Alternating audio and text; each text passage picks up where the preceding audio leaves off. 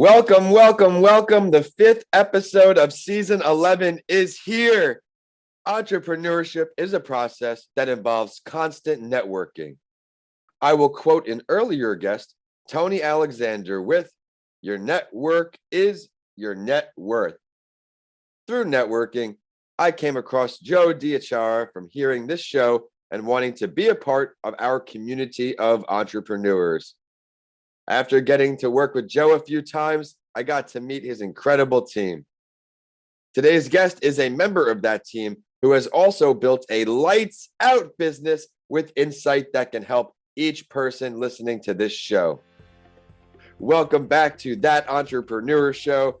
I am your host, Vincent A. Lancy, and you can check me out at Vincent A. Lancy or vincentalancy.com. If it's your first time joining us, each week I have the opportunity to sit down with a different founder from all around the world to share what worked well for them, what they could have improved on, and of course, all of their firsthand experiences. Before I bring on today's amazing guest, let's learn how Elizabeth podcasts. Elizabeth, which platform do you stream your shows through? Spotify mostly because that's my personal preference, and I have a playlist on there that I like, but then really all of them wind up being a good resource, and I personally use Anchor to upload my own podcast, Creative Amusement. Very interesting. Love it. I love how Spotify does the wrapped up, and I've seen ads and things for Anchor, so we'll have to talk more about that. But where do you normally listen to your podcasts? I normally listen to them when I am working out on the elliptical, which is right next to my desk, and that's early morning, or when I'm in the car and I'm by myself. Otherwise, I'm listening to kids' tunes. So It's tunes because you are a mom. Yes. Well, thank you for answering that. And if you would love to share how you listen to your podcast, share with me info@vincentalancy.com, and I will feature you on a show. But whether you're looking to start or scale your business, this is the show for you. And thank you for stopping by. You never know which motivational journey will inspire you most. Elizabeth is here, and she is the founder of Collaborative Creators. It is a public relations firm that specializes in bringing professionals together and creating innovative global communities that help people get involved, ask questions, research answers, and take actions. Create intentional success. They host virtual online events. They let you create a welcoming space, promotional content, PowerPoints for visual stimulation and engagement, registration pages. You hear it, they do it all. So you'll learn how to do just that. And like I said in the beginning, get some growth into your business, some fresh ideas. And I will now bring her on, Elizabeth Frederick. Elizabeth, thank you so much for coming on the show. Oh, well, thank you for having me here. I'm excited to speak with everybody to share some insight. And your write up of what I do is right from my website, I have to admit. And I love hosting events and throwing parties. And I find that having a welcoming space for your clients or your audience is always important. I particularly like Zoom because it provides that eye-to-eye contact. And even right now, this podcast, we're on Zoom, but it is pre-recorded. That's why I do the Zoom, because I like to create that organic feel. And I do appreciate guests that have that beautiful website built out so I can put accurate information right on the page. It helps me a great deal. And for everyone listening on, I was very inspired after my talk with Elizabeth the first time we had a conversation. So I have a lot of expectation for today's great show. Would you mind now, please, introducing yourself just a little more to everyone without giving away too much on the business side?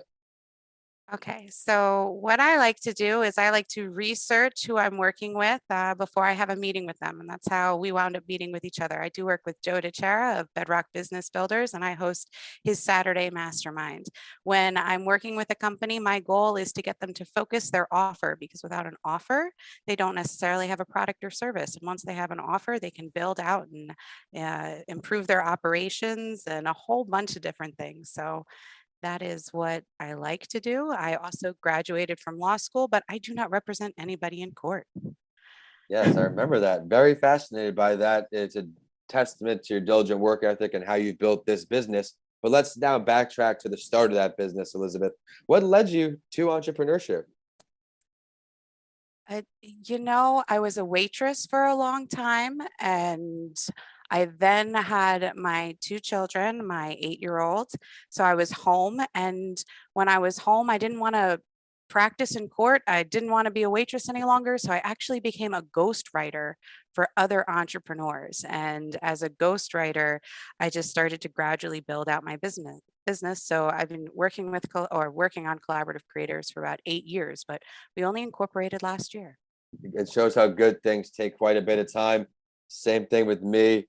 I incorporated a bit ago, but I am going on year 8, and I feel like I'm still just getting started in the beginning. So, law school to waitressing, describe that transition in between law school and to entrepreneurship. Because for me, Yeah. I've had a few licensed attorneys on the show, but each has such a different story. So I always waitressed from when I was 16. I really like to have conversations with individuals, and I like to be able to serve. When you're a waitress, you know all of what everybody drinks, what they eat, what they're talking about. You hear a whole bunch of things around you. And law school for me was just a natural transition in what I was doing with school. I graduated from SUNY Albany with a degree in criminal justice, of philosophy, and sociology. So then I went and I studied at Pace Law School, which is now Elizabeth Bower Law School. And I did criminal law and family law. Actually, you can see all of my law notes in very detailed outlines on academia.com. So if you want an insight onto what my law journey was, you can see it there for absolutely free. Yeah, you've had an interesting path to get to where you are today, but now in this role, founder of your company, what are two of the hardest parts for you? Two of the hardest parts is selling myself. Like when you're in business and when you're selling a product or service, you have to know that you have to actually say to people that you sell that product or service. You have to be clear about it, concise about it, and then you have to be willing to hear people tell you no. And not just like no once or twice, but you have to be able to hear no over and over and over again. And more often than not, people will not exactly understand what you do.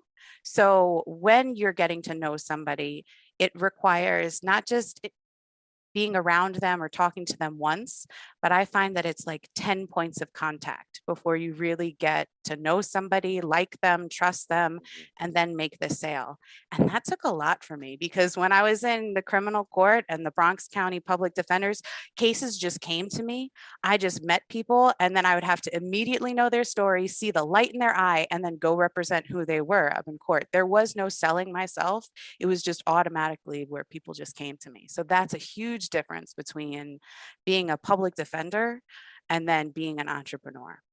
Definitely two opposite ends of the spectrum. And I always, for some reason, didn't want to be involved in direct sales. I didn't want to have those conversations. I just wanted to do other things. But then as I have my own business, you realize everything is sales. You're always selling yourself. Right now, we're selling this podcast. We're not selling it financially, but it's part of the brand. This is something I'm representing myself with. So great points. And I'm sure you have a little more free time or hours, I should say, for your own endeavors now that you're not a practicing attorney, or if you went down that route. I have a lot more time. I have a lot more freedom. I don't have to drive down to the Bronx County early in the morning. I used to do that like 5 a.m. I don't do that anymore. Instead, I get to work out and I get direct time with the girls. Once I was always told I couldn't have children. So once I was able to have children, I really wanted to dedicate my time to them. And that's exactly Amazing. what I did. Yes, and don't get me started with New York highways. Everyone listening on, you have that Long Island, those 2 lanes. I'm here in Florida. We're 4, I think, maybe even 5. I'm not positive, but oh wow. I love the positivity though you expressed of the bright side of being an entrepreneur, the benefits you have, some of the cons. What would you say one of the worst parts of entrepreneurship is? Is it the hours? The worst part is so a lot of times you want to say that you're the boss of your own company, right? But really, you're not. Every client that you have is your boss. So when you just work at a job, you have one boss, right? And maybe a couple other people who are telling you what to do. But when you own your own company, you have many, many bosses and you're there to serve them and you have to do lots of different things. So it's a matter of multitasking. And I think that might be The worst part of it, when I was just a ghostwriter, it was less clients. But now that I'm collaborative creators and it's a whole network of individuals, it's not only those business owners, but it's then their clients as well. So it becomes a spider web almost of connection. I appreciate the thorough answer. Thank you. But now let's look back across all of your years in business. What is your greatest lesson learned? My greatest lesson learned is to just be yourself. And to be honest about it. When you make a mistake, when you're not able to follow through on something, when you're not able to do something, you call it out as it is. You honestly say, I made a mistake. I missed this. I wasn't able to get to it in time, and you apologize. It's just like when you get an order wrong when you're a waitress and at going to a table, you don't blame it on the cook. You take it responsibility for yourself, even if it affects your tips. Absolutely. That's a great lesson in general. Get ahead of things, especially in business. The last thing you want is to have something prolong and then sneak up on you when you find some great success. You know you're a learner. You expressed you had a few degrees, including law school. So I'm curious about this answer. If you could sit down with any entrepreneur to learn from, sit down and have a conversation with, take some notes, who are you choosing? The guy who is on, I want to say his name the right way, but sometimes I don't want to say it the right way. He is a lawyer, right? But he does not practice law either. And he's on television all the time and he's always going back and forth and giving you the insight, right? TMZ Insider, I think, is what he's on. Harvey Robert Levin is Oh, his Harvey. name, That's actually. the guy, the host. Yeah. So he's the host and he actually graduated from law school, except he doesn't practice law either. Instead, he gives his little insight on the different shows and he will talk about the legal aspect of things. He will even go through all of the celebrities and what they're doing. But if I could interview him, I think I would really enjoy that in that journey. All So right. Well, let's take that a step further. And that's definitely a first for the show. I love it. Where would the meeting be if you had the choice to pick the location? on his show. Wow. In studio? In the studio, yeah, I think I would want to talk to him right there. So Pace University, actually, they would do a show Amazing. where uh, you would interview celebrities, and no, it's okay, Munchkin. I'm sorry, you'll hear my daughters in the background all the time because I'm, for the most part, always with them. That's the beauty of entrepreneurship, too, is that you get to have that close connection with your family, even while you're just in your office.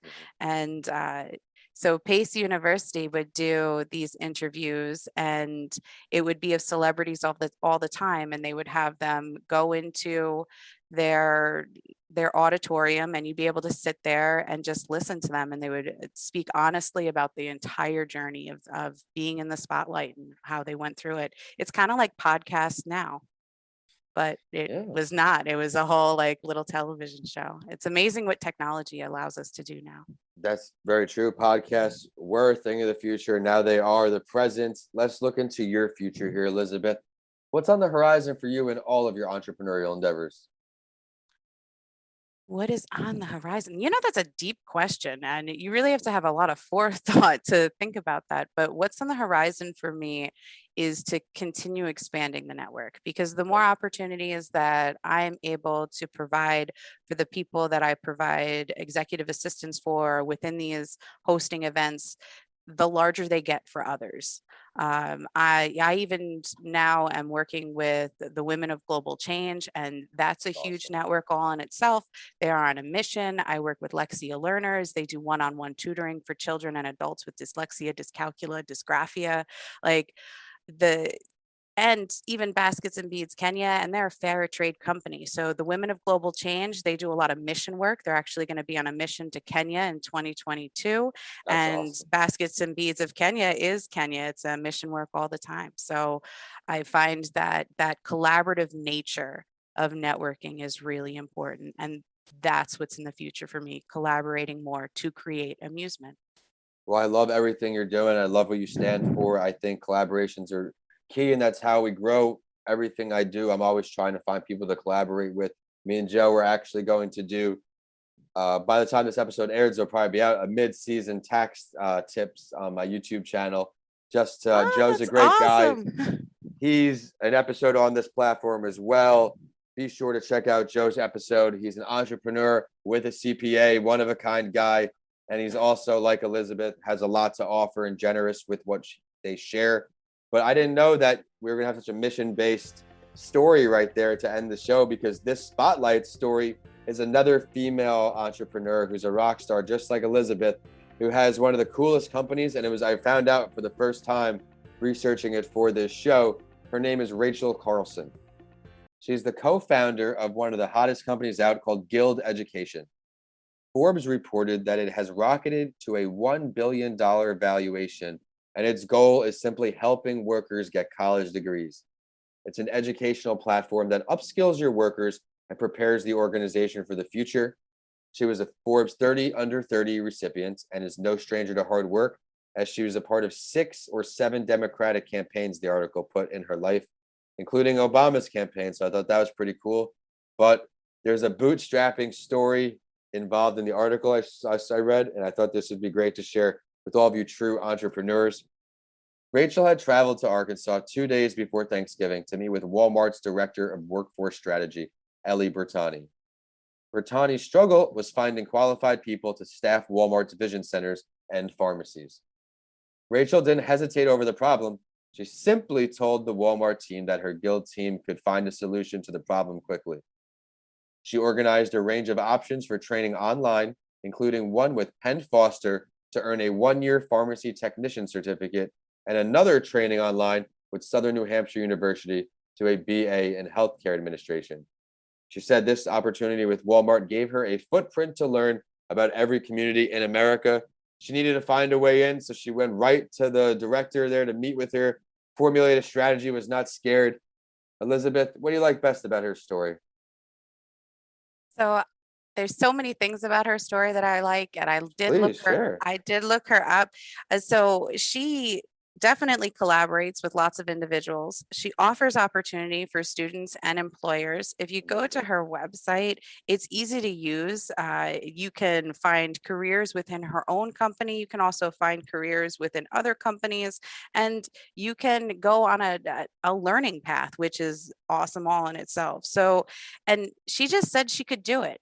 Lots of times when we're confronted with a problem, we'll say, I can't, I won't, maybe, perhaps, but she didn't say any of those things. She absolutely just said, I can, I will, I do, and I'm going to focus on the mission. She also used the giants like Walmart to help her. And I think that the more that smaller entrepreneurs can do that and utilize the wings of giants and catch from their flight, the easier it is for them. So Well there's said. that. Her story is just really amazing, and how many opportunities she offers for people is fantastic. I appreciate you taking the time to look into this entrepreneur. I think the company itself, it shows that you don't have to necessarily sell something brand name or something top dollar, I should say, to be successful. This is something, the goal is to help others. She's aiming to serve, and she didn't even know exactly what she Yeah, was doing when she started and said, "Yes, I do." She just committed to it, and that commitment is phenomenal. And if you just have the determination and the fortitude to continue doing with what you say you do, the follow through over and over again, you build something great. It's beyond you. amazingly said. Just like this whole episode, Elizabeth, I want to thank you so much for your time today. I had a great time catching up with you. I really appreciate how you shared the pros and cons to entrepreneurship. You shared your story, what led you into entrepreneurship. That relates with a lot of people. I'm telling you, I think you're the fourth practicing attorney I've had on the show, and you've all gone down different routes. I loved how you put, a lot of times we say I'm the boss, but the customer is the boss. And that is true in entrepreneurship, whichever project you're working on. Even for me, if I'm signing books for a customer, they're the boss right now. They tell me the message I put, they tell me when they want the package delivered. And I thought that your TMZ selection for the entrepreneurship was great. He is a true entrepreneur. He took something that he literally made from nothing, and now it's a powerhouse, I guess.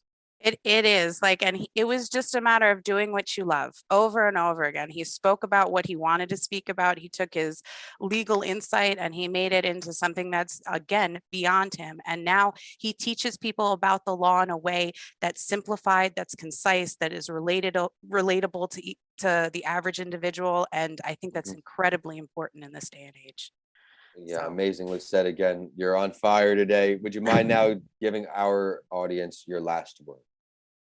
my last word is to collaborate to create amusement and make sure that you join us on Saturdays at 2 p.m. with Mastermind with Joe DeChara, because that's always an available thing. Can I say that like that?